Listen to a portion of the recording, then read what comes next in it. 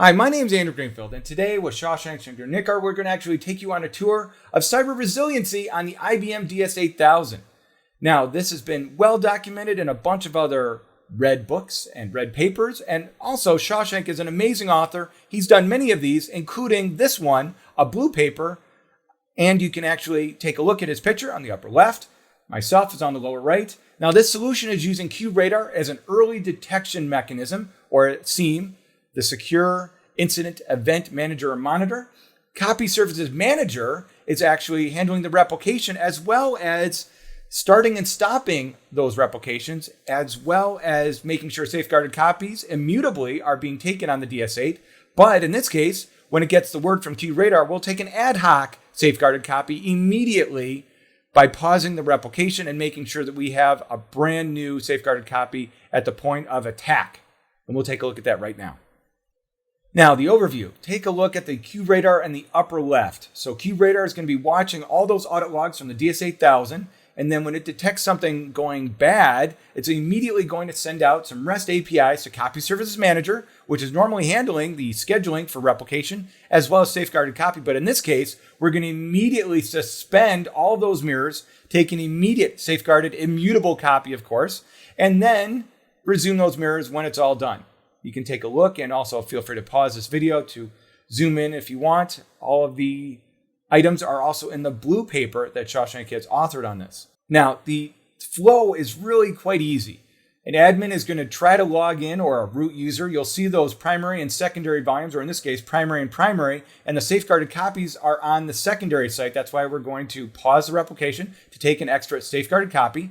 So when QRadar detects those brute force attacks, or in this case, a successful login from two different locations that looks suspicious, it's immediately going to send those REST APIs out, and then it's going to log the offense and then pause those replications and take the immediate safeguarded immutable copy and then resume everything, as well as, of course, escalate this up to the security team and everything like that, which is outside the scope of this video, but you'll see how you can easily do this. Now, here's my IP address. I'm going to magnify it up for you so you can actually see this. There it is. You can see the last three digits, 166. Keep that in mind for later on this video. Here's Copy Services Manager. You can see the replication between the DS8s are going well. I don't have any offenses. And I'm also going to show this live. So I'm actually going to share my screen on a bunch of different windows so you can see it all happening in real time.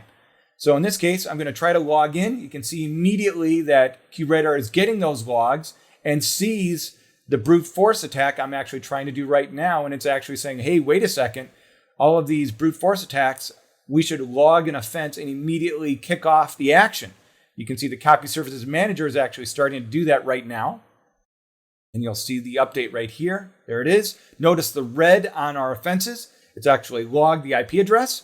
Now also, we're going to show the same series of actions when I do multiple logins of the same user from different locations. Only this time, I'm going to log in successfully because maybe the bad guys have compromised some of the credentials of someone on my team. So we're going to show that when we've logged in twice from two different locations, we can still trigger off those same actions. And of course, any rule you want, you can actually program into QRadar to then follow a playbook, Ansible or otherwise, that you can then act on, as well as alert your security team for an early warning kind of situation. You can actually see, here's those two admin logs successful and how it's going to trigger off an offense and immediately take over on those actions. And we're going to go through those actions in just a second. Here's the offense. You can actually see in the source IP, it says multiples.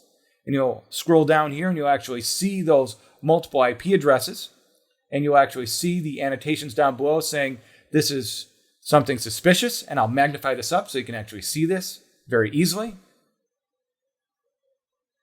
And now, let's take a look at what CSM's doing. It's immediately stopped the replication, and it's kicked off the safeguarded copy, which is immutable. Now, I'm actually going to magnify up this log a little bit so you can actually see a little bit here. You can see where the QRadar has kicked in and said, wait a second, we need to stop the replication, and I want to take an immediate safeguarded copy snapshot. That's where the SGC comes into play. And that's part of the reason why you see it as red right now, is that we've stopped the replication while we're taking that QRadar snapshot.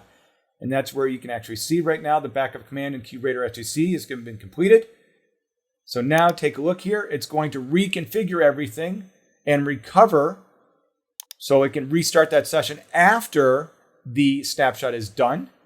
Right now, as you can see, we're still in suspension because we're waiting for that snapshot to finish. And now take a look. That scheduled task is an ad hoc. You can see that time and date right here. So it just finished that special ad hoc snapshot. And since it's just finished, it has now kicked in back to replication mode. So it's actually restarted replication. You can actually see the replication has been restarted here. I'll actually highlight this and magnify this. So from warning back to normal. So business as usual, but we have logged those offenses. So our security team can then take a look at more detailed analysis here. So either multiple logins or a brute force login. We can actually start tracking down those bad actions and then take a look at what it means in terms of remediation. Now, here's the offense in a different way. I'm actually going to scroll down. I showed you an earlier offense. So now let's take a look at the other offense type that we just showed, the brute force login offense. Here it is down below. I'm going to magnify it as well. You can see that I tried to brute force my way in, and it kicked off the same playbook. If you want to see those IP addresses, you can actually see those multiple IP addresses here. You'll see 166 is listed. Now, here we are back on Copy Services Manager. You'll see everything is green again because it's finished off and restarted its actions. But just to make sure, as a recap for this video, I want to make sure you see everything that's going on here. So let's go through the logs a little bit here. And here's where that scheduled task, where the safeguarded copy has begun. And you can actually see about the role pairs being changed and pausing. You can see this is where I'm waiting for everything to go back into normal mode for me to then restart replication. And you can see when everything went back to normal or back to all green, where I've actually restarted replication because the safeguarded copy snapshot is all finished. Thanks very much for watching. I can't wait to see you at a future upcoming IBM event.